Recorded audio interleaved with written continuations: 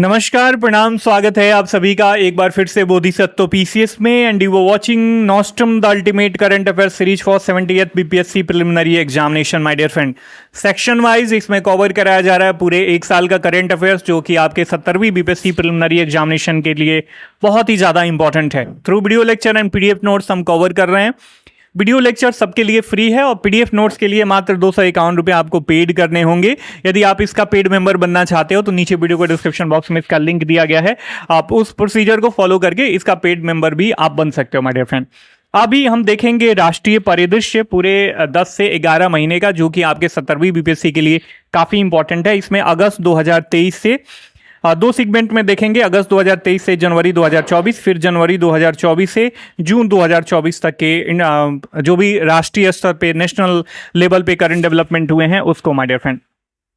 ठीक है, हमारा पहला जो टॉपिक है वह है जन्म एवं मृत्यु पंजीकरण संशोधन अधिनियम 2023। इसको 11 अगस्त 2023 को राष्ट्रपति के द्वारा जन्म एवं मृत्यु पंजीकरण संशोधन अधिनियम 2023 को हस्ताक्षरित किया गया।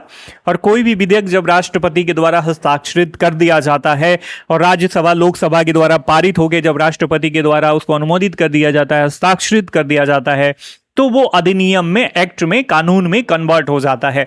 बेसिक पॉलिटी है, आपको पता होना चाहिए। तो इस तरह इसे अधिनियम के रूप में मान्यता मिल गई। यदि देखें तो राज्यसभा के द्वारा इसे 7 अगस्त 2023 को पारित किया गया था, जबकि वहीं लोकसभा के द्वारा 1 अगस्त 2023 को पारित किया गया था माय डियर फ्रेंड। कभी कभी जो इंपॉर्टेंट विधेयक होते हैं, इंपॉर्टेंट अधिनियम होते हैं, इंपॉर्टेंट एक्ट, कानून वगैरह होते हैं, राज्यसभा के द्वारा कब पारित किया गया, लोकसभा के द्वारा कब पारित किया गया। हालांकि ओल्ड स्कूल ये क्वेश्चंस हैं, लेकिन बीपीएससी बार बार कभी कभी पूछ देता है, तो इसे आप ध्यान में रखना काफी इंपॉर्टेंट है। इसके जो मुख्य तथ्य हैं, मुख्य तथ्यों में देखा जाए तो इस अधिनियम के तहत जन्म एवं मृत्यु पंजीकरण अधिनियम 1969 में संशोधन किया गया है माय डियर फ्रेंड। यह डिजिटल प्रमाण पत्र का मार्ग प्रशस्त करेगा और पासपोर्ट या आधार, मतदाता नामांकन एवं विवाह पंजीकरण आदि को सुगम बनाएगा। यह देश में जन्म तिथि एवं जन्म स्थान को सत्यापित करने के लिए कई दस्तावेजों की आवश्यकताओं को खत्म कर देगा। होता था ना कि पहले भाई जन्म स्थान और जन्म तिथि को सत्यापित करने के लिए आपको फलाना डॉक्यूमेंट चाहिए, ये डॉक्यूमेंट चाहिए, तो जो मल्टीपल डॉक्यूमेंट्स की रिक्वायरमेंट होती थी उसको ये खत्म कर देगा। यह शैक्षणिक संस्थानों में प्रवेश, ड्राइविंग लाइसेंस इत्यादि के लिए आवेदन, सरकारी नौकरियों के लिए उपयोग किए जाने वाले एकल दस्तावेज होगा, जो सब जगह मान्यता आपको मान्य होगा। ठीक है, अगला हमारा इंपॉर्टेंट टॉपिक है संविधान अनुसूचित जाति आदेश संशोधन अधिनियम 2023। 12 अगस्त 2023 को राष्ट्रपति के द्वारा इस अधिनियम को मंजूरी मिल गई और इसके साथ ही इसे अधिनियम के रूप में मान्यता भी मिल गई। यदि देखें तो राज्यसभा के द्वारा 9 अगस्त 2023 को ये पारित किया गया, वहीं लोकसभा के द्वारा 1 अगस्त 2023 को पारित किया गया माय डियर फ्रेंड। यह अधिनियम संविधान अनुसूचित जाति आदेश 1950 के छत्तीसगढ़ राज्य में लागू करने के विषय में संशोधन प्रस्तावित करता है।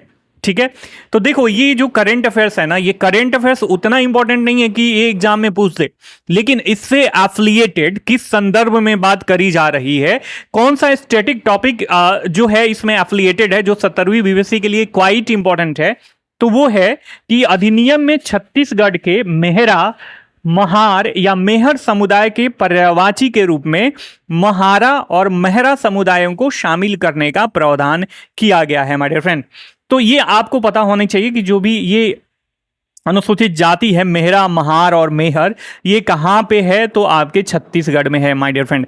महार जनजाति की बात करें तो ये महाराष्ट्र, मध्य प्रदेश, गुजरात, छत्तीसगढ़, उत्तर प्रदेश, बिहार और दक्षिण भारतीय राज्यों में निवास करती है। तो ये कौन कौन से स्टेट में निवास करती है, ये इंपॉर्टेंट है for examination point of view, यहाँ से प्रश्न पूछे जा सकते हैं। यदि इससे संबंधित SC/ST से संबंधित संवैधानिक संदर्भ देखा जाए तो अनुच्छेद 341 में राष्ट्रपति को यह अधिकार दिया गया है कि वो विभिन्न जातियों और उपजातियों के नाम एक विशेष सूची में शामिल कर सकता है। ठीक है, तो इस बात को आप ध्यान में रखना। आर्टिकल 341 क्या राष्ट्रपति में किस तरीके का पावर इनकलकेट करता है, ये काफी इंपॉर्टेंट है स्टैटिक पॉइंट ऑफ व्यू से। और दो इस एफिलिएटेड विद करंट अफेयर्स, तो इसे ये और ही ज्यादा वेरी वेरी इंपॉर्टेंट बना देता है। अगला हमारा टॉपिक है फार्मेसी संशोधन अधिनियम 2023। 15 अगस्त 2023 को राष्ट्रपति द्रौपदी मुर्मू के द्वारा फार्मेसी संशोधन अधिनियम 2023 को मंजूरी दी गई। लोकसभा के द्वारा 7 अगस्त 2023 को, जबकि राज्यसभा के द्वारा 10 अगस्त 2023 को पारित किया गया। उद्देश्य क्या है? भारत में फार्मेसी की प्रैक्टिस और पेशे को सुव्यवस्थित करना। फार्मेसी अधिनियम 1948 में इसके द्वारा संशोधन किया गया है मेरे फ्रेंड। ठीक है, अगला हमारा टॉपिक है कावेरी जल विवाद। कावेरी अपने आप में काफी इंपॉर्टेंट नदी है। नीचे कमेंट करके बताओ कि कावेरी नदी का उद्गम स्रोत कहां है। ठीक है, काफी इंपॉर्टेंट है और कई बार पूछा जा चुका है और आए दिनों जो है इससे संबंधित कावेरी जल विवाद जो है अपने आप में चर्चा का विषय बना रहता है। तो ये इंपॉर्टेंट है और यहां से प्रश्न जो है पूछा जा सकता है माय डियर फ्रेंड। ठीक है, संविधान अनुच्छेद 262 एक संसद जो है ना, इसके तहत विधि के द्वारा अंतरराज्यिक नदी दून या उसके जल के प्रयोग, वितरण या नियंत्रण के संबंध में किसी विवाद या परिवाद के न्याय निर्णय के लिए वो बंद कर सकती है। तो संविधान का अनुच्छेद 262 एक किसको डेडिकेटेड है, ये आपको पता होना चाहिए। संविधान अनुच्छेद 262 दो की बात करें तो किसी भी बात को होते हुए भी संसद विधि द्वारा यह उपबंध कर सकेगी कि उच्चतम न्यायालय या कोई अन्य न्यायालय उपयुक्त वर्णित किसी विवाद के संदर्भ में अधिकारिता का प्रयोग इसमें नहीं करेगा माय डियर फ्रेंड। तो article 262 quite important for your upcoming 70 BPSC examination my dear friend.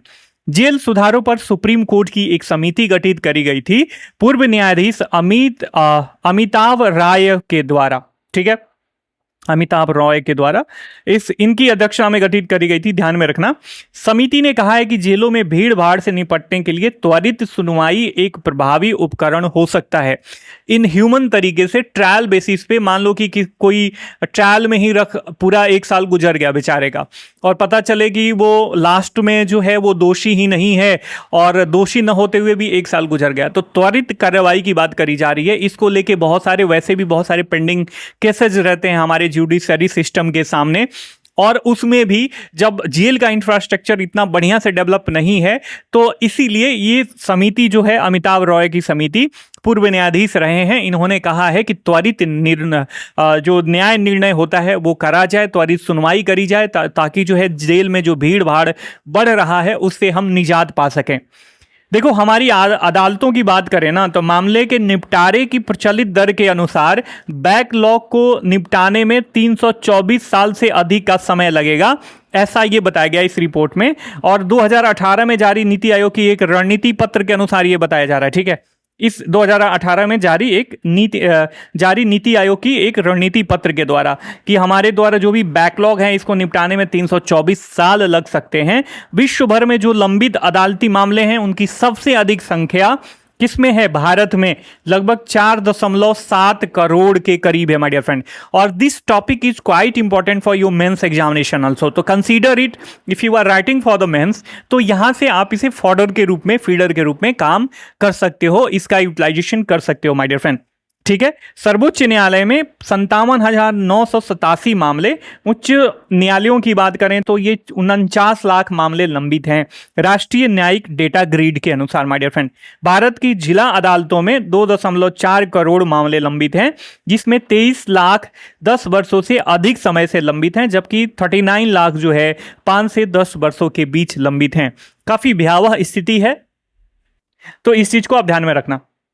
और ये टॉपिक प्री और मेंस दोनों के लिए इंपॉर्टेंट है। ठीक है, अमिताभ रॉय की अध्यक्षता में जेल सुधारों पर सुप्रीम कोर्ट की समिति बनी थी और इससे संबंधित हमने आंकड़ों को खंगाला। अगला हमारा टॉपिक अप्सपा के बारे में है, सशस्त्र बल विशेष शक्तियां अधिनियम, AFSPA अप्सपा इसे बोला जाता है।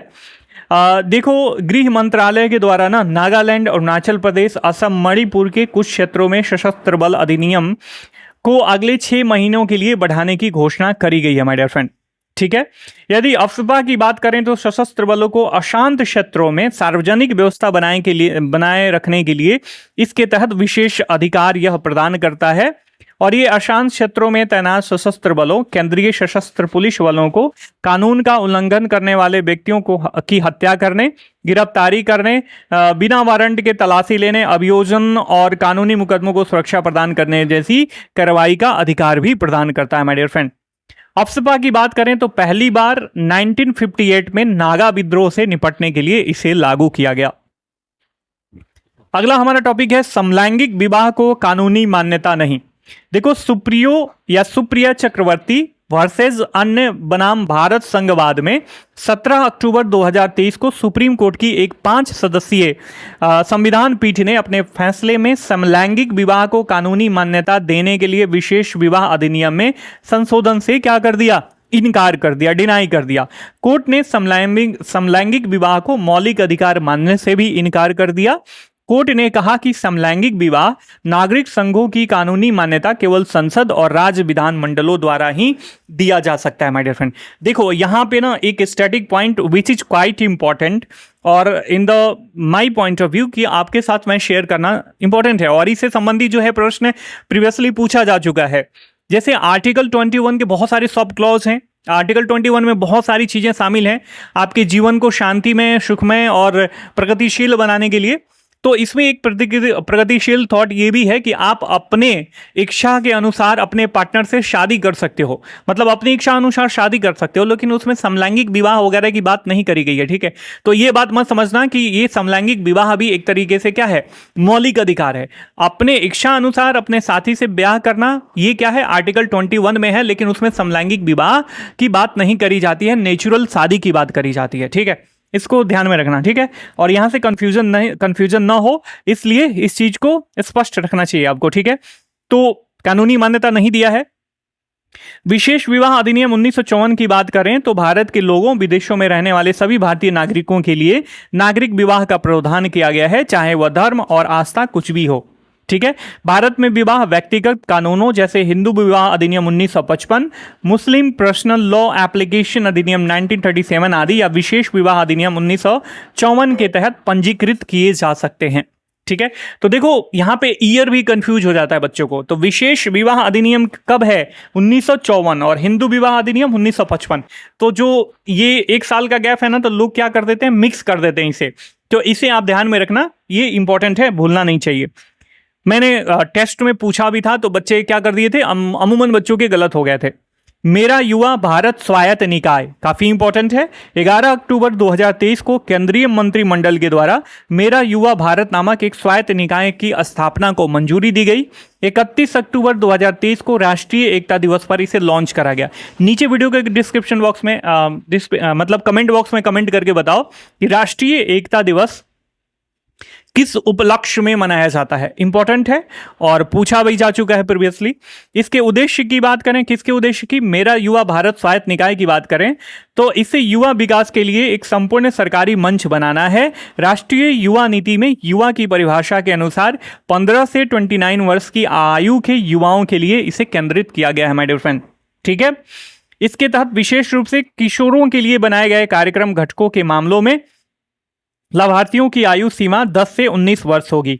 यह युवाओं को उनकी आकांक्षाओं को साकार करने, सरकार के संपूर्ण दायरे में विकसित भारत के निर्माण के लिए समान पहुंच भी प्रदान करेगा माय डियर फ्रेंड। हमारा अगला टॉपिक है प्रौद्योगिकी एवं भारतीय भाषा सम्मेलन।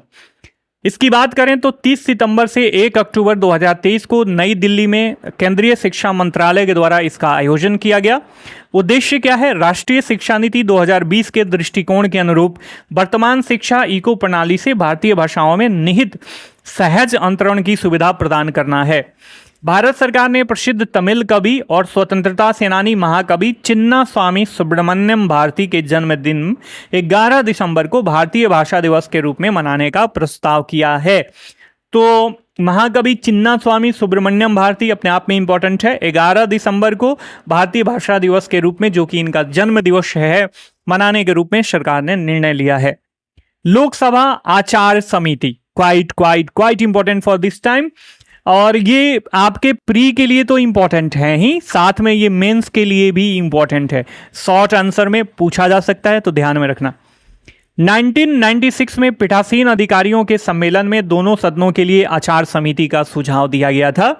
13वीं लोकसभा में विशेषाधिकार समिति द्वारा लोकसभा आचार समिति की सिफारिश की गई। वर्ष 2000 में लोकसभा के तदर्थ आचार समिति की स्थापना भी करी गई थी।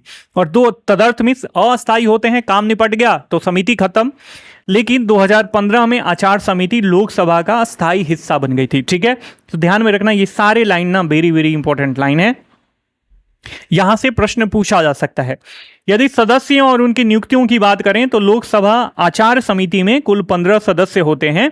अध्यक्ष 1 वर्ष के लिए समिति के सदस्यों की नियुक्ति करता है। माय डियर फ्रेंड, कार्य की बात करें तो लोकसभा अध्यक्ष द्वारा भेजे गए किसी सदस्य के अनैतिक आचरण से संबंधित प्रत्येक शिकायत की जांच करना और आगे सिफारिश करना इस समिति का मूल कार्य है। और सदस्यों के लिए आचार संहिता वगैरह तैयार करी जाती है इस समिति के द्वारा। समय समय पर आचार संहिता में संशोधन या परिवर्तन का भी सुझाव यह समिति देती है। माय डियर फ्रेंड, जम्मू एवं Kashmir democratic freedom party JKD-FP को विधि विरुद्ध संगठन घोषित कर दिया गया है। इंपॉर्टेंट है, पूछा जा सकता है इसको ना। विधि विरुद्ध क्रियाकलाप निवारण अधिनियम UAPA 1967 की धारा 3(1) के अंतर्गत इसे विधि विरुद्ध संगठन घोषित करा गया है। UAPA की बात करें तो 1967 में इसे अधिनियमित किया गया था और यह कानून का उद्देश्य भारत में गैर कानूनी गतिविधियों को प्रभावी रूप से रोकथाम प्रदान करना है। अगला हमारा इंपॉर्टेंट टॉपिक है 16वां वित्त आयोग। भारत में 16वें वित्त आयोग का गठन 31 दिसंबर 2023 को किया गया, जिसके अध्यक्ष हैं डॉक्टर अरविंद पनगड़िया और भारत के राष्ट्रपति संविधान के अनुच्छेद 280(1) के तहत आयोग की नियुक्ति करते हैं। ठीक है, तो इस बार के लिए चाहे प्री की बात करें माय डियर फ्रेंड या मेंस की बात करें, वित्त आयोग अपने आप में काफी इंपॉर्टेंट है। और इसके एज अ फैक्चुअल एनालिसिस देखें तो अरविंद पनगड़िया अध्यक्ष के रूप में नियुक्त किए गए हैं। यहां से पूछा जा सकता है 15वें वित्त आयोग के अध्यक्ष कौन थे, 14वें के कौन थे, 13वें के कौन थे और पहले कौन थे, ये सब आपको याद होना चाहिए माय डियर फ्रेंड। और इनके सदस्यों की नियुक्ति कैसे होती है, उनके लिए क्या क्वालिफिकेशंस वगैरह डिसाइड किया गया है, तो ये बात आप ध्यान में रखना। अगला हमारा टॉपिक है डाकघर अधिनियम 2023। 24 दिसंबर 2023 को राष्ट्रपति के द्वारा डाकघर अधिनियम 2023 को मंजूरी प्रदान करी गई। इसे विधेयक के रूप में राज्यसभा द्वारा 4 दिसंबर 2023 जबकि लोकसभा द्वारा 18 दिसंबर 2023 को पारित किया गया। माय डियर फ्रेंड, उद्देश्य क्या है, भारत में डाकघर से संबंधित कानून को समेकित और संशोधित करना। और यह अधिनियम 125 वर्ष पुराने भारतीय डाकघर अधिनियम 1998 का स्थान लिया है। माय डियर फ्रेंड, मुख्य प्रावधानों की बात करें तो केंद्र सरकार के एक विभागीय उपक्रम इंडिया पोस्ट को ये क्या करेगा, नियंत्रित करता है। केंद्र सरकार को कुछ निर्दिष्ट आधारों पर इंडिया पोस्ट के माध्यम से प्रसारित किसी लेख को रोकने का अधिकार होगा। ये आधार हैं आपके राज्य की सुरक्षा, विदेशी राज्यों के साथ मैत्रीपूर्ण संबंध, सार्वजनिक व्यवस्था, आपातकाल, सार्वजनिक सुरक्षा या किसी कानून के प्रावधानों का उल्लंघन होने पर। अधिनियम में पहली बार निजी कुरियर सेवाओं को अपने दायरे में लाकर इसे नियंत्रित करने का भी प्रयास किया गया है। माय डियर फ्रेंड, अभी तक बने हुए हो तो obviously you are serious aspirant for 70 BPSC preliminary examination. If you are new at my channel, then subscribe the channel and hit the bell icon for all the new notification, my dear friend. We always provide value for the education. हमारे यहाँ जो भी चीजें हमारा effort होता है तो ये प्रयास रहता है कि आपके प्रिपरेशन को वो ईज आउट करे, आपके पर्सनालिटी में कुछ वैल्यू एडिशन करे। इधर इधर की उजुल फुजुल बातें हमारे द्वारा नहीं प्रोवाइड कराई जाती। तो if you are serious aspirant and if you want to pursue the administrative career in Bihar public service commission, then you can subscribe my channel and hit the bell icon for all the notification, my dear friend, only for the serious aspirant. अगला हमारा topic है दूरसंचार अधिनियम 2023। 24 दिसंबर 2023 को दूरसंचार अधिनियम 2023 को राष्ट्रपति की मंजूरी प्रदान करी गई। विधेयक के रूप में 20 दिसंबर 2023 को लोकसभा के द्वारा और 21 दिसंबर 2023 को राज्यसभा के द्वारा इसे पारित किया गया। माय डियर फ्रेंड, प्राधिकरण प्रणाली में परिवर्तन करने, दूरसंचार नेटवर्क के लिए मौजूदा लाइसेंसिंग प्रणाली को सुव्यवस्थित करना इसका उद्देश्य है। यह अधिनियम भारतीय टेलीग्राफ अधिनियम 1885, भारतीय वायरलेस टेलीग्राफी अधिनियम 1933, टेलीग्राफ तार गैर कानूनी कब्जा अधिनियम 1950 को प्रतिस्थापित करता है। ठीक है, वर्तमान में दूरसंचार विभाग 100 से अधिक प्रकार के लाइसेंस, पंजीकरण और अनुमतियां जारी करता है और अधिनियम का लक्ष्य उनमें से एक को एक ही प्राधिकरण प्रक्रिया में समेकित करना है। माय डियर फ्रेंड, बहुत सारे मित्रों का ये कंसर्न रहता है, sir how to approach current affairs for the 70 BPSC examination or for BPSC examination. Many aspirants try to conclude their preparation of current affairs with one liner approach, तो मैं कहूँगा अभी वन लाइनर अप्रोच काफ़ी घातक हो सकता है और आपको बहुत सारे सिनॉप्सिस मिल जाते हैं ना, बहुत सारे इधर उधर की चीज़ें छोटे फॉर्म में, तो these are not going to help you in your final selection my dear friend. ठीक है, प्रिलिमिनरी एग्जामिनेशन इस बार का बहुत बड़ा एग्जामिनेशन होने वाला है और बहुत ही ज़्यादा कंपटीशन होने वाला है। मैं डरा नहीं रहा हूं, मैं आपको आगाह कर रहा हूं। अभी आपके पास समय है, 1-1.5 महीने में एग्जाम कंक्लूड करवा लेगा बीपीएससी। तो अभी से ना आपका डायनेमिक अप्रोच होना चाहिए, चीज़ों को समझो डायनेमिज्म के साथ, एनालिटिकल एबिलिटी के साथ, एनालिटिकल अप्रोच के साथ, चाहे वो करंट अफेयर्स हो या स्टैटिक पॉइंट हो, उसको समझते हुए आप चीज़ों को आगे परसीव कर सकते हो और अपनी तैयारी में सीरियसनेस ऐड कर सकते हो माय डियर फ्रेंड। ठीक है, तो इस बात को ध्यान में रखना मेरे छोटे भाइयों एवं बहनों कि बहुत सारे लोग बहुत सारा एफर्ट कर रहे होंगे। यदि आप 8 घंटे पढ़ रहे होंगे तो बिहार के किसी कोने में या पूरे देश के किसी कोने में कोई aspirant, those who are preparing for BPSC examination, आपको ये पता होना चाहिए आपसे आधे घंटे या 1 घंटे ज्यादा एफर्ट कर रहा होगा। ठीक है, तो ये एफर्ट, घंटे का एफर्ट जो है आपको क्वालिटेटिव एफर्ट में कन्वर्ट करना है। आधा घंटा, 10 घंटा, 20 घंटा कितना पढ़ते हो कोई मतलब नहीं है। फाइनली आपका आउटपुट कितना हो रहा है, आप एग्जामिनेशन के पैटर्न को कितना बढ़िया से समझ रहे हो, बीपीएससी के टेम्परामेंट को कितना बढ़िया से समझ रहे हो, आप यूट्यूब पे जो क्योस मचा हुआ है आप उससे कितना बच के अपने आप को क्वालिटेटिव अप्रोच के साथ उसी चैनल को फॉलो कर रहे हो जहां से आपको क्वालिटी मिल रही है, तब जाके ये फाइनली आपका सिलेक्शन डिसाइड करेगा माय डियर फ्रेंड। ठीक है, नहीं तो इमोशनल प्रवाह में आके आप हजारों चैनल सब्सक्राइब कर रहे हो, दिन भर नोटिफिकेशन आ रहा है और उसी नोटिफिकेशन को देखने में आपका 1 घंटा, 2 घंटा, 4 घंटा बर्बाद हो जा रहा है, तो समझ जाइए कि आप प्रिपरेशन के सही ट्रैक पे नहीं हो।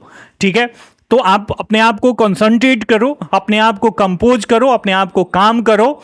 ठीक है, और कहां से क्या लेना है, क्या इंपॉर्टेंट है आपके लिए प्रिपरेशन के लिए, इस चीज को समझते हुए बीपीएससी का संधान आप इजीली कर सकते हो माय डियर फ्रेंड। अगला हमारा मुख्य टॉपिक काफी इंपॉर्टेंट टॉपिक है, मुख्य चुनाव आयुक्त और अन्य चुनाव आयुक्त अधिनियम 2023। इसको लेके काफी हो हल्ला मचा हुआ था। 28 दिसंबर 2023 को राष्ट्रपति ने मुख्य चुनाव आयुक्त और अन्य चुनाव आयुक्त अधिनियम 2023 को मंजूरी प्रदान करी। काफी इंपॉर्टेंट है, ध्यान में रखना। 21 दिसंबर 2023 को लोकसभा के द्वारा और 12 दिसंबर 2023 को राज्यसभा के द्वारा इसे पारित किया गया था। तो ये डेट भी पूछा जा सकता है, चूंकि जो चुनाव आयुक्त होते हैं उनसे, उनके नियुक्ति से संबंधित काफी ज्यादा हो हल्ला मचा हुआ था, कंट्रोवर्सी हो रही थी, तो ये इंपॉर्टेंट है, ध्यान में रखना। उद्देश्य क्या है, मुख्य चुनाव आयुक्त और अन्य चुनाव आयुक्तों की नियुक्ति, वेतन और निष्कासन का प्रावधान करना। प्रमुख प्रावधान क्या है, देखो, मुख्य चुनाव आयुक्त और अन्य चुनाव आयुक्त की नियुक्ति उन व्यक्तियों में से की जाएगी जो भारत सरकार के सचिव के पद के बराबर या पद धारण कर रहे हैं या कर चुके हैं माय डियर फ्रेंड। कानून और न्याय मंत्री के नेतृत्व में एक सर्च समिति गठित की जाएगी। प्रधानमंत्री, लोकसभा में विपक्ष के नेता और एक नामित केंद्रीय कैबिनेट मंत्री से बनी चयन समिति को 5 उम्मीदवारों का यह सर्च समिति क्या करेगी, सुझाव देगी और उपरोक्त सर्च समिति के सुझावों पर राष्ट्रपति द्वारा मुख्य चुनाव आयुक्त और अन्य चुनाव आयुक्तों की नियुक्ति की जाएगी माय डियर फ्रेंड। काफी इंपॉर्टेंट है, ध्यान में रखना, और मेरे हिसाब से ये क्वेश्चन पूछेगा ही पूछेगा।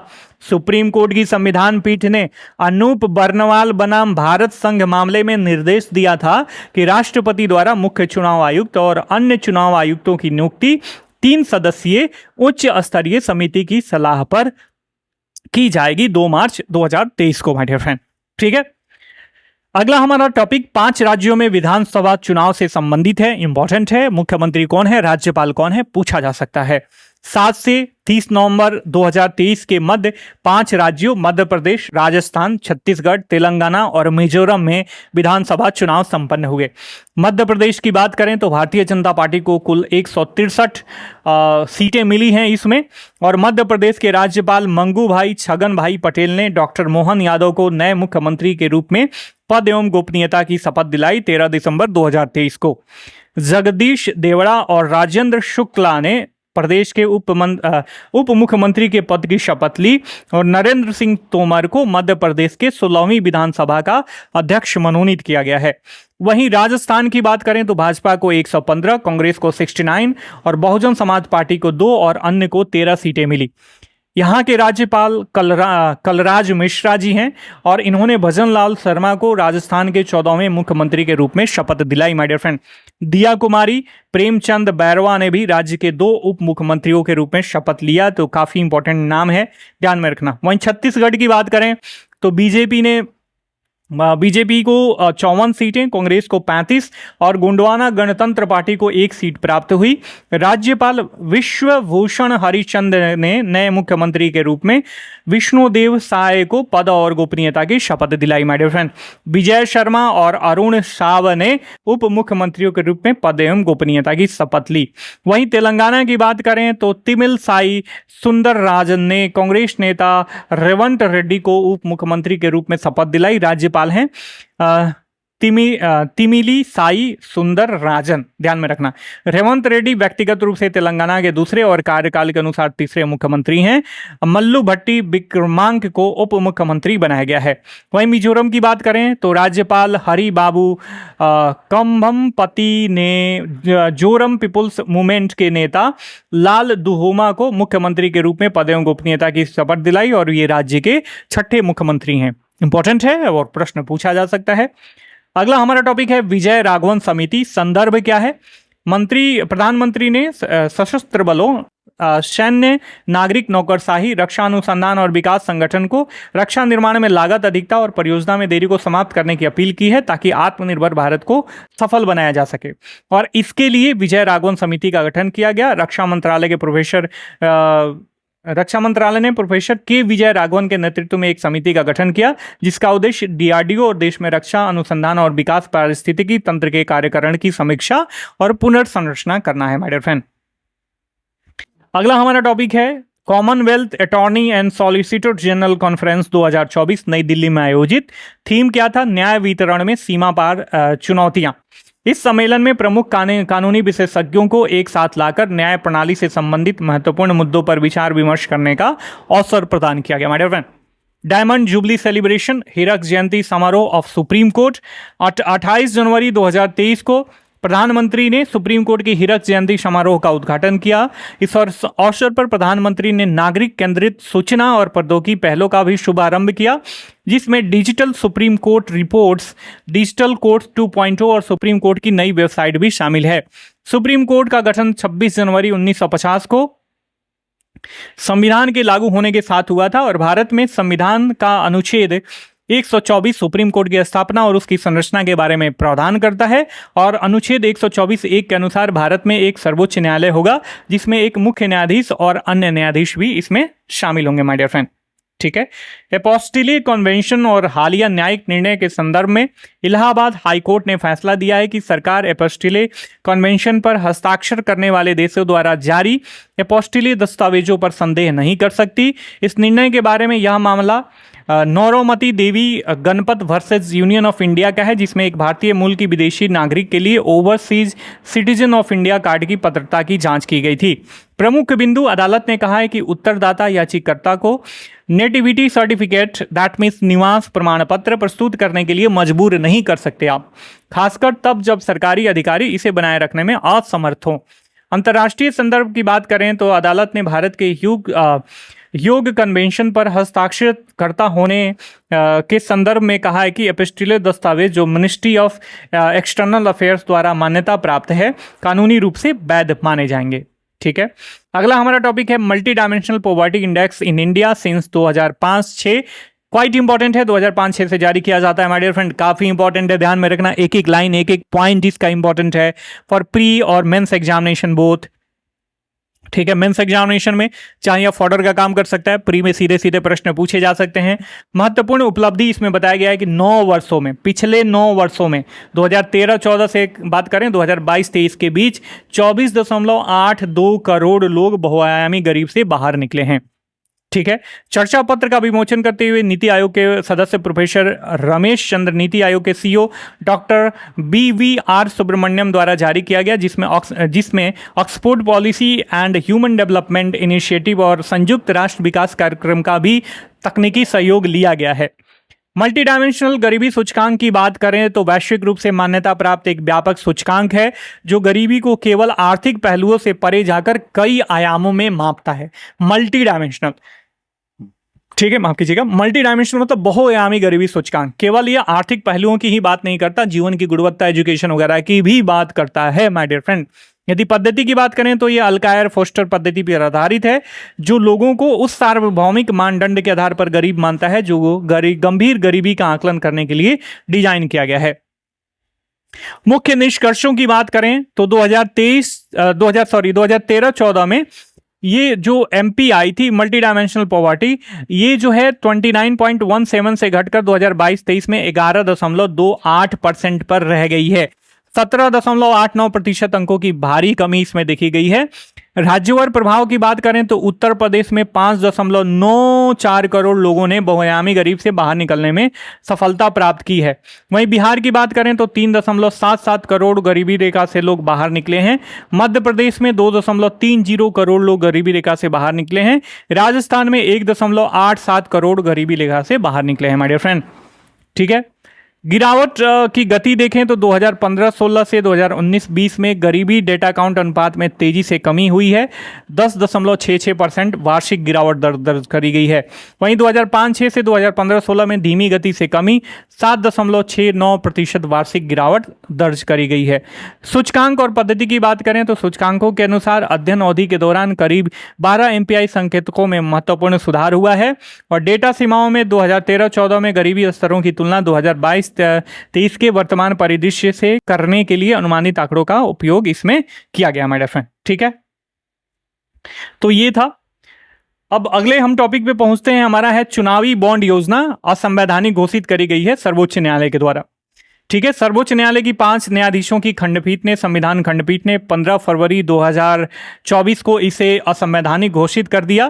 कारण क्या था? इस योजना के माध्यम से गुमनाम रहते हुए चुनावी चंदा दिया जाता था, जो सूचना के अधिकार आर्टिकल 19(1)(a) के तहत सूचना के अधिकारों का उल्लंघन था। और इसके साथ साथ आयकर अधिनियम 1961, जनप्रतिनिधित्व अधिनियम 1991 में किए गए ऐसे संशोधनों को भी रद्द कर दिया गया जो इस तरह के गुमनाम राजनीतिक योगदान या चंदे देने को सक्षम बनाते थे। मतलब कोई भी चंदा दे दे, उसका नाम वगैरह रिवील नहीं किया जा सकता था, कहां से आ रहा है, किस तरीके की फंडिंग हो रही है, कहां से कोई चंदा ले रहा है, इसका कोई पता कोई नहीं लगा सकता था, जिसको असंवैधानिक घोषित कर दिया गया है।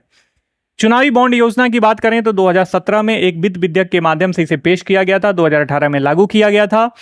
ऐसे साधन के रूप में यह काम करती थी जिसके माध्यम से दाता की गुमनामी बनाए रखने हुए पंजीकृत राजनीतिक दलों को दान दिया जा सकता था। एसबीआई के द्वारा 1,000 रुपये, 10,000 रुपये, 1 लाख रुपये, 10 लाख रुपये तथा 1 करोड़ रुपये मूल्य वर्ग में धारक की मांग पर देय और ब्याज मुक्त बॉन्ड जारी किए जाते थे। यह केवल भारतीय नागरिकों या भारत में स्थापित संस्थाओं द्वारा ही क्रय होते थे। ध्यान में रखना, केवल भारतीय नागरिकों या भारत में संस्थापित संस्थाओं के द्वारा ही। संस्थाएं भी इसमें सम्मिलित हैं। मैं टेस्ट में पूछा था तो बच्चों ने गलतियां कर दी थी। कोई भी चुनाव बॉन्ड जारी करने के लिए तारीख से 15 दिनों के लिए वैध होता था। ठीक है, तो ध्यान में रखना। उत्तराखंड में समान नागरिक संहिता लागू कर दिया गया है। स्वतंत्रता प्राप्ति के बाद यूसीसी को अपनाने वाला उत्तराखंड देश का प्रथम राज्य बन गया है। 7 फरवरी 2024 को ऐसा किया गया। उत्तराखंड विधानसभा द्वारा पारित किया गया है, इसलिए यह एक राज्य कानून है। यूसीसी बेसिकली आप सब लोग जानते ही हो, कानून के उन सभी भारतीय नागरिकों पर लागू होता है जो, यह कानून जो है उन सभी भारतीय नागरिकों पर लागू होता है जो पिछले 15 वर्षों से उत्तराखंड के अस्थायी निवासी हैं। ठीक है, और ये इसका आशय यह है कि विवाह, तलाक, विरासत से संबंध में व्यक्तिगत कानून कोई मायने नहीं रखेंगे, चाहे वह व्यक्ति हिंदू, मुस्लिम, सिख, जैन या किसी अन्य धर्म से क्यों ना हो, सबके लिए यूनिफाइड बना दिया गया इसे। ठीक है, और भारतीय संविधान के भाग 4 जो कि डीपीएसपी का अनुच्छेद 144 जो है वो समान नागरिक संहिता की बात करता है। उत्तराखंड से पूर्व गोवा भारत का एकमात्र ऐसा राज्य रहा है जहां पे यूसीसी पहले से ही लागू है माय डियर फ्रेंड। आदि महोत्सव 2024 उद्घाटन राष्ट्रपति श्रीमती द्रौपदी मुर्मू द्वारा नई दिल्ली के मेजर ध्यानचंद स्टेडियम में जनजातीय कार्य मंत्रालय के तत्वाधान में ट्राइफेड द्वारा प्रतिवर्ष राष्ट्रीय जनजातीय उत्सव आदि उत्सव मनाया जाता है। ठीक है, अगला हमारा टॉपिक है रायसीना डायलॉग। नई दिल्ली में रायसीना डायलॉग के 9वें संस्करण का उद्घाटन 21 फरवरी 2024 को किया गया। ग्रीस के प्रधानमंत्री किरियाकोस मित्सोटाकिस इसके उद्घाटन सत्र के प्रमुख अतिथि थे। विषय है चतुरंगा संघर्ष, प्रतियोगिता, सहयोग एवं सृजन। रायसीना डायलॉग भू राजनीति और भू अर्थशास्त्र पर वार्षिक रूप से आयोजित किया जाने वाला भारत का प्रमुख सम्मेलन है। अजय माणिक राव खानविलकर इंपॉर्टेंट पर्सनालिटी हैं, ध्यान में रखिएगा। 28 फरवरी 2024 को राष्ट्रपति द्रौपदी मुर्मू द्वारा लोकपाल के अध्यक्ष के रूप में इसे नियुक्त किया गया है। माणिक राव खानविलकर भारत के दूसरे लोकपाल होंगे। केंद्र सरकार ने लोकपाल के 3 न्यायिक सदस्यों और 3 गैर न्यायिक सदस्यों की नियुक्ति को भी अधिसूचित किया गया है। 3 न्यायिक सदस्य हैं न्यायमूर्ति लिंगप्पा नारायण स्वामी, संजय यादव और ऋतुराज अवस्थी। गैर न्यायिक सदस्य हैं सुशील चंद्रा, पंकज कुमार और अजय तिर्की। लोकपाल की स्थापना लोकायुक्त अधिनियम 2013 के तहत सार्वजनिक पदाधिकारियों के खिलाफ भ्रष्टाचार के आरोपों की जांच करने के लिए की गई थी। इसके सदस्यों का कार्यकाल देखें तो ये 5 वर्ष और 70 वर्ष की आयु जो भी पहले हो, इसमें इतना कार्य करेंगे। लोकसभा और इसके सदस्यों के वेतन भारत की संचित निधि से दिए जाते हैं माय डियर फ्रेंड। माफ कीजिएगा। लोकसभा में नियुक्तियां राष्ट्रपति द्वारा प्रधानमंत्री की अध्यक्षता वाली 5 सदस्यीय चयन समिति की सिफारिश पर की जाती है।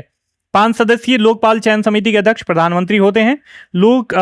इसके सदस्यों में लोकसभा के स्पीकर, लोकसभा के विपक्ष के नेता, देश के प्रधान न्यायाधीश और उसके द्वारा नामित शीर्ष न्यायालय में कोई न्यायाधीश और राष्ट्रपति द्वारा नामित अन्य सदस्यों द्वारा चुने गए एक प्रख्यात न्यायविद शामिल होते हैं।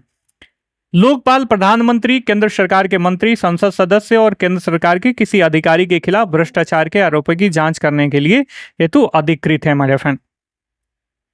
अगला हमारा टॉपिक है प्रधानमंत्री विज्ञान प्रौद्योगिकी एवं नवाचार सलाहकारी परिषद की 24वीं बैठक आयोजित हुई 6 फरवरी 2024 को। इसके प्रोफेसर थे वैज्ञानिक सलाहकार प्रोफेसर अजय कुमार सूद द्वारा नई दिल्ली के विज्ञान भवन में आयोजन किया गया। ठीक है, भारत सरकार के वैज्ञानिक सलाहकार समिति। राष्ट्रीय युवा संसद महोत्सव 2024 9 फरवरी से 6 मार्च 2024 तक संपूर्ण देश में इसका आयोजन किया गया। थीम क्या था? युवा अभिव्यक्ति, राष्ट्र के परिवर्तन के लिए जुड़ाव और सशक्तिकरण। राष्ट्रीय युवा संसद महोत्सव के प्रथम संस्करण का आयोजन 2019 में किया गया था। यतीन भास्कर दुग्गल हरियाणा के राष्ट्रीय युवा संसद महोत्सव 2024 में प्रथम पुरस्कार जीता। तमिलनाडु के वैष्णव पिचाई ने दूसरा और राजस्थान के कनिष्का शर्मा ने तीसरा स्थान हासिल किया। महोत्सव युवा मामले में खेल मंत्रालय द्वारा नेहरू युवा केंद्र संगठन और राष्ट्रीय सेवा आयोजन के माध्यम से इसे आयोजित किया गया। उद्देश्य क्या था? लोकतांत्रिक मूल्यों को मजबूत करना, अनुशासन और सहिष्णुता को बढ़ावा देना और युवाओं को संसदीय प्रस्ताव से परिचित कराना है। एक राष्ट्र एक चुनाव पर समिति की रिपोर्ट की बात करें तो 14 मार्च 2024 को पूर्व राष्ट्रपति रामनाथ कोविंद की अध्यक्षता में एक राष्ट्र एक चुनाव पर उच्च स्तरीय समिति द्वारा अपनी रिपोर्ट राष्ट्रपति को सौंपी गई थी। तो ये अपने आप में काफी महत्वपूर्ण मुद्दा है, प्री के लिए भी और मेंस के लिए भी, तो इसे ध्यान में रखना। किसी अध्यक्षता में एक राष्ट्र एक चुनाव समिति गठित करी गई थी पूर्व आपके राष्ट्रपति रामनाथ कोविंद की अध्यक्षता में। उच्च स्तरीय समिति का गठन सरकार के सभी 3 स्तरों पर एक साथ चुनाव की संभावना का अध्ययन करने के लिए सितंबर 2023 में किया गया था। शामिल सदस्य गृह मंत्री अमित शाह, राज्यसभा के पूर्व नेता प्रतिपक्ष गुलाम नबी आजाद, पूर्व लोकसभा महासचिव सुभाष जी कश्यप और 15वें वित्त आयोग के पूर्व अध्यक्ष NK सिंह, वरिष्ठ वकील हरीश साल्वे और पूर्व मुख्य सतर्कता आयुक्त संजय कोठारी इसमें शामिल थे। कानून मंत्री अर्जुन राम मेघवाल को समिति में विशेष आमंत्रित सदस्य के रूप में भी शामिल किया गया था। देखो, इसमें 47 राजनीतिक दलों का विचार जानने की कोशिश करी गई थी, जिसमें 32 राजनीतिक दल वन नेशन वन इलेक्शन के समर्थक थे। ADR की रिपोर्ट की बात करें तो ADR हमेशा जो है रिपोर्ट अपना जारी करते रहता है मौजूदा सांसदों से संबंधित लोकतंत्र की स्थिति के ऊपर। तो इसमें बताया गया कि 44% लोकसभा सांसदों पर आपराधिक आरोप हैं। ठीक है, 514 मौजूदा जो लोकसभा के सांसद हैं उनमें से 44% जो कि बनते हैं लगभग 225 पर आपराधिक आरोप है। 29% लोकसभा सांसदों पर हत्या के प्रयास और महिलाओं के खिलाफ अपराध जैसे गंभीर आरोप भी शामिल है my dear friend. Uttar Pradesh, Maharashtra, Bihar, Andhra Pradesh, Telangana, Himachal Pradesh में 50% से अधिक सांसद अपने विरुद्ध आपराधिक आरोपों का सामना कर रहे हैं। ADR की बात करें, association for democratic reform Bharat में एक गैर सरकारी संगठन है। इसकी स्थापना 1999 में की गई थी। यह संगठन चुनावी और राजनीतिक सुधारों, लोकतंत्र को मजबूत करने और शासन में सुधार हेतु क्या करता है? यह कार्य करता है मेरे फ्रेंड। ठीक है, आगे बढ़ते हैं। डिजिटल इंटेलिजेंस प्लेटफॉर्म एवं चक्षु सुविधा 4 मार्च 2024 को केंद्रीय संचार मंत्री अश्विनी वैष्णव ने नई दिल्ली में दूरसंचार विभाग के डिजिटल इंटेलिजेंस प्लेटफॉर्म और संचार साथी पोर्टल पर चक्षु सुविधा का शुभारंभ किया। यह क्या करेगा? यह साइबर अपराध और वित्तीय धोखाधड़ी में दूरसंचार संसाधनों के दुरुपयोग को रोकने के लिए हितधारकों के बीच समन्वय में मददगार साबित होगा। माय डियर फ्रेंड, चक्षु सुविधा नागरिकों को कॉल, एसएमएस या व्हाट्सएप के माध्यम से वॉलेट भुगतान, गैस कनेक्शन और जबरन वसूली से संबंधित दूरसंचार संबंधी अपराधों की रिपोर्टिंग की सुविधा भी यह प्रदान करता है। अनुच्छेद 244 का अगला हमारा टॉपिक है, असम के आदिवासी बहुल दीपू लोकसभा क्षेत्र में सभी राजनीतिक दलों के उम्मीदवारों ने संविधान के अनुच्छेद 244 को क्रियान्वित करने का संकल्प लिया है। उद्देश्य क्या है? राज्य के भीतर लगभग एक पृथक सरकार की तरह एक स्वायत्त क्षेत्र स्थापित करना। देखो, 1969 में 42वें संविधान संशोधन अधिनियम के माध्यम से अनुच्छेद 244 को लाया गया था, जिसे संसद को असम राज्य में एक स्वायत्त क्षेत्र बनाने की अनुमति मिली थी इसके द्वारा। ठीक है, तो ध्यान में रखना। अगला हमारा टॉपिक है international conference on disaster resilient infrastructure, ICDRI, छठा संस्करण नई दिल्ली में आयोजित किया गया 24 से 25 अप्रैल 2024 को। थीम क्या था? अधिक लचीले के लिए कल आज निवेश करें। अधिक लचीले कल के लिए आज निवेश करें। ICDRI आपदा और जलवायु अनुकूल बुनियादी ढांचों पर वैश्विक समन्वयों को मजबूत करने हेतु सदस्य देशों, संगठनों और संसाधनों को साझेदारी वाला एक वार्षिक अंतर्राष्ट्रीय सम्मेलन है। पलियार जनजाति की बात करें, यह द्रविड़ आदिवासी समूह है। अगला हमारा टॉपिक है काफी, देखो तमिलनाडु सरकार ने ना एक सर्वे आया था जिसमें ये जो पलियार जनजाति हैं, इन जनजातियों का जो पार्टिसिपेशन है, चाहे किसी भी गवर्नमेंट सेक्टर में बात करें, ये नल एंड वाइड के बराबर है। ठीक है, मतलब ना के बराबर है। तो इसको लेके सरकार काफ़ी कंसर्न है और ये एक द्रविड़ आदिवासी समूह है जो तमिलनाडु और केरल के दक्षिण पश्चिम घाट के पर्वतीय वर्षावनों में निवास करती है। इस जनजाति को पलियान, पल्लयार और पझयार के नाम से भी जाना जाता है। तमिलनाडु सरकार से पलियार जनजाति आदिवासी समुदाय को उठाने के लिए आवश्यक एवं तत्काल कदम उठाने का भी आग्रह किया है। इसलिए महत्वपूर्ण खनिज सम्मेलन, लाभकारीकरण और प्रसंस्करण क्षमताओं में वृद्धि। देखो, 29 से 30 अप्रैल 2024 को नई दिल्ली के इंडिया हैबिटेट सेंटर में इसका आयोजन किया गया। आयोजन शक्ति सस्टेनेबल एनर्जी फाउंडेशन, ऊर्जा पर्यावरण जल परिषद और भारतीय सतत विकास संस्थान के सहयोग से खान मंत्रालय के द्वारा किया गया है। सम्मेलन में 8 प्रमुख खनिजों पर तकनीकी सत्र आयोजित किए गए। ये 8 प्रमुख खनिज हैं: गुल्कोनाइट पोटाश, लिथियम दुर्लभ प्राकृतिक तत्व लेटराइट, क्रोमियम प्लाटिनम समूह, ग्रेफाइट और ग्रेफाइट से जुड़े टंगस्टन, दुर्लभ पृथ्वी तत्व और ग्रेफाइट से जुड़े वैनेडियम। ठीक है, ये ऐसे तत्व हैं जिसको लेके ये सम्मेलन आयोजित करा गया था। अगला हमारा टॉपिक है ऑक्सीटोसिन। देखो, दिल्ली उच्च न्यायालय ने राष्ट्रीय राजधानी में स्थित, होता क्या है कि राष्ट्रीय राजधानी क्षेत्र में आप जाओगे ना तो लोग गायें पालते हैं, भैंसे पालते हैं, बहुत ज्यादा गुज्जर समुदाय के लोग होते हैं तो गाय भैंस पालते हैं और दूध बेचते हैं। तो क्या होते हैं, बछड़े मर जाते हैं, उनका टेक केयर कम किया जाता है और जब बछड़े मर जाते हैं तो अमूमन होता क्या है कि इनको ऑक्सीटोसिन की सुई दी जाती है। ठीक है, इंजेक्शन लगाया जाता है, जो कि क्या है, एक तरीके का मतलब इससे क्या होता है, फिर उनका दूध वगैरह उतर जाता है। ठीक है, तो जिसमें बच्चे की आवश्यकता नहीं पड़ती है। तो इसमें नकली ऑक्सीटोसिन हार्मोन के इस्तेमाल के खिलाफ कार्रवाई का मतलब आदेश दिया है। ऑक्सीटोसिन आप सबको पता है, बचपन से भी, मतलब 5वीं 6ठी कक्षा की चीजें एनसीईआरटी में भी दिया हुआ है। न्यूरोपेप्टाइड हार्मोन होता है जो हाइपोथैलेमस में निर्मित होता है और पिट्यूटरी ग्रंथि के द्वारा इसे स्रावित किया जाता है। इसे लव हार्मोन या बॉन्डिंग हार्मोन भी कहा जाता है।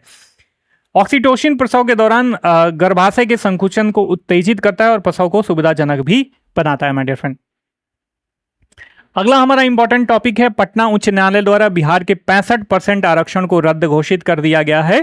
पटना उच्च न्यायालय ने शैक्षणिक संस्थानों, सरकारी नौकरियों में BC, EBC, SC, ST के लिए आरक्षण कोटा 50 से 65% करने के लिए बिहार सरकार के फैसले को रद्द कर दिया गया था। ठीक है, नवंबर 2023 में ऐसे राज्यपत्र में सूचना अधिसूचना जारी कर बिहार सरकार ने ऐसे आरक्षण को 50 से 65% करने के लिए टारगेट घोषित किया था। यह निर्णय एक जाति आधारित सर्वेक्षण रिपोर्ट के बाद लिया गया, जिसमें पिछड़ी जातियों, अति पिछड़ी जातियों, अनुसूचित जनजातियों और अनुसूचित जनजातियों के प्रतिनिधित्व में वृद्धि की आवश्यकता बताई गई थी। 65% कोटा लागू करने के लिए बिहार विधानसभा ने नवंबर 2023 में बिहार आरक्षण संशोधन विधेयक को सर्वसम्मति से पारित किया था। पटना उच्च न्यायालय ने फैसला किया कि 65% कोटा इंदिरा साहनी मामले 1992 में सर्वोच्च न्यायालय द्वारा निर्धारित 50% की सीमा का क्या है, ये उल्लंघन है। अदालत ने यह भी कहा है कि 10% आर्थिक रूप से कमजोर कोटा के साथ यह विधेयक ने कुल 75% तक आरक्षण की सीमा को बढ़ा दिया है, जो कि असंवैधानिक है। तो इंदिरा साहनी मामला आप ध्यान में रखना काफी इंपॉर्टेंट है। नरेंद्र मोदी जी लगातार तीसरी बार भारत के प्रधानमंत्री बने हैं। 9 जून 2023 को राष्ट्रपति द्रौपदी मुर्मू द्वारा राष्ट्रपति भवन में प्रधानमंत्री के रूप में पद एवं गोपनीयता की शपथ ली और ये भारत के पहले प्रधानमंत्री जवाहरलाल नेहरू के पश्चात नरेंद्र मोदी लगातार तीसरे कार्यकाल हेतु शपथ लेने वाले दूसरे प्रधानमंत्री, भारतीय प्रधानमंत्री बन गए हैं। अगला हमारा तथ्य जो है इसी से संबंधित है। 18वीं लोकसभा चुनाव के महत्वपूर्ण तथ्य हैं ये। 19 अप्रैल से 1 जून 2024 के मध्य 7 चरणों में इसका आयोजन हुआ। 4 जून 2024 को परिणाम घोषित करे गए थे। भारतीय जनता पार्टी को 240, आईएनसी को 99, समाजवादी पार्टी को 37, तृणमूल कांग्रेस 29, डीएमके को 22, टीडीपी को 16 और जेडीयू को 12 सीटें मिली थी। इस लोकसभा चुनाव में लोकसभा के लिए 74 महिला सांसदों को चुना गया है, जो 2019 की तुलना में 4 कम और 1952 में भारत के पहले चुनावों की तुलना में 52 अधिक है, माय डियर फ्रेंड। ठीक है, 74 महिलाएं निचले सदन की निर्वाचित संख्या का मात्र 13.63% हिस्सा है, जबकि दक्षिण अफ्रीका में यह संख्या 46%, ब्रिटेन में 35% और अमेरिका में 29% के बराबर है। अगला हमारा टॉपिक ओम बिरला से संबंधित है। 18वीं लोकसभा स्पीकर के रूप में इन्हें नियुक्त किया गया है। 26 जून 2024 को भाजपा सांसद ओम बिरला को ध्वनि मत से 18वीं लोकसभा चुनाव सभा का अध्यक्ष चुना गया। अध्यक्ष के चुनाव की तिथि भारत के राष्ट्रपति द्वारा निर्धारित की जाती है। अध्यक्ष भारत के संसद के निचले सदन लोकसभा का पीठासीन अधिकारी होता है और लोकसभा का संवैधानिक और औपचारिक प्रमुख भी होता है। लोकसभा स्पीकर चुनाव में के सुरेश जो थे वो विपक्ष के प्रत्याशी थे। ठीक है, तो ये ध्यान में रखना। AIMICD के वाटर चैलेंज 4.0 10 जून 2024 को अटल नवाचार मिशन नीति आयोग ने भारत में नवाचार और धारणीयता को बढ़ावा देने के उद्देश्य से ये AIMICD के जल चैलेंज 4.0 की शुरुआत की। उद्देश्य क्या है? नवीन समाधानों के माध्यम से महत्वपूर्ण जल संबंधी चुनौतियों का सामना करना, माय डियर फ्रेंड। ठीक है, अगला हमारा टॉपिक है भारतीय राष्ट्रीय चिकित्सा विरासत संस्थान हैदराबाद स्थित है। यह पारंपरिक चिकित्सा में मौलिक और साहित्यिक अनुसंधान के लिए WHO के सहयोगी केंद्र के रूप में इसे नामित किया गया है। यह प्रतिष्ठित मान्यता 3 जून 2024 से शुरू होने वाली 4 साल की अवधि के लिए दी गई है। NIIMH की स्थापना 1956 में हुई थी। यह दक्षिणी पूर्व एशिया में अपनी तरह का एकमात्र संस्थान है जो पारंपरिक और आधुनिक चिकित्सा के औषधियों ऐतिहासिक अनुसंधान के लिए समर्पित है। तो ये पूरा था आपका अगस्त 2023 से जून 2024 तक के पॉलिटी और नेशनल इंपॉर्टेंस के करंट अफेयर्स। आई होप कि एक एक जो इसमें टॉपिक है ना काफ़ी चूज होके exam orientation point of view से लिया गया है। आई होप कि टॉपिक आपको समझ में आई होगी, वीडियो का प्रेजेंटेशन अच्छा लगा होगा, वीडियो अच्छा लगा होगा तो वीडियो को लाइक करना, चैनल को सब्सक्राइब करना। और हाँ, यदि इसका PDF पेड मेंबर बनना चाहते हो तो ये हमारा नंबर है 97 170 58 805। इस पे कॉल करके व्हाट्सएप करके हमसे जुड़ के 251 रुपया मात्र इसका मिनिमम चार्ज है, बहुत ही बेयर मिनिमम चार्ज है। तो इसे पेड करके आप इसके PDF का भी लाभ उठा सकते हो माय डियर फ्रेंड। ठीक है, नीचे वीडियो के डिस्क्रिप्शन बॉक्स में सारी चीजें दी गई हैं, उसे फॉलो अप करके आप इसे ज्वाइन कर सकते हो। मिलते हैं अगले वीडियो लेक्चर में, तब तक के लिए साइनिंग ऑफ। ठीक है, जय हिंद, जय भारत।